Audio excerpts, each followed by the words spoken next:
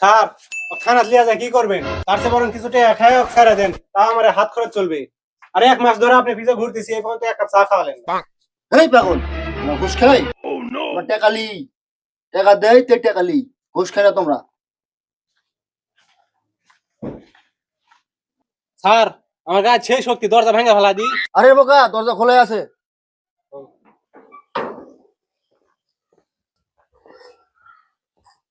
এই রাজ্জাক বাড়িতে আছে নাকি? রাজ্জাক, কে ভাই কে? তোমার দেখে তো হকার মনে হচ্ছে। তোমরা দাঁতের মেজন টেজন বেছেন নাকি? থাকলে আমাকে একটা দাও, আমার দাঁতের খুব ব্যথা। স্যার জীবনে বহুত অপমান হয়েছে স্যার, এরকম অপমান কোনোদিন হয়নি স্যার। আজকে আসামে ধরবে এসে আমার হকের সাজা লাগতেছে। আমার পরিচয়টা দে, আমি কি আমার পরিচয়টা দাও। আসামি ধরবার আলছেন মানে? তোমরা কে? এই আমরা থানা থেকে আইছি, আমরা পুলিশ। এই যে কার্ড দেখ। স্যার আমার ভুল হয়ে গেছে স্যার, আপনার চিনতে পারিনি। আপনারা পুলিশের ড্রেস পরে আসেননি তো, তাই আমি চিনতে পারিনি। আমাকে ক্ষমা করে দেন স্যার।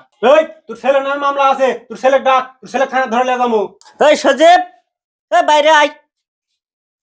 কি আছে আব্বা? তোর জন্য পুলিশ আসছে। কি অপরাধ করেছো তুই?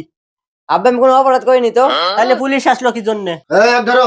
खत्म bye bye tata goodbye गया। না না, আমার ছেলেকে কোথাও যেতে দেবো না। আমার ছেলে দোষ করতে পারে, কোনো অপরাধ করতে পারে না। স্যার কি জন্য আমার ছেলেকে ধরে নিয়ে যাচ্ছেন? আমার ছেলের অপরাধ কি? তোর ছেলের কি অপরাধ শুনতে চাস? তাহলে শোন। পটকা বউ একটা মরিচের গাছ লাগাছিল, সেই গাছে একটা মরিচ ধরেছিল, ওই মরিচ যেভাবে খারাপ হয়েছিল, সেই মরিচ তোর ছেলে চুরি করে নিয়ে এসেছে। পটকার বউ যে মামলা দিছে। আয়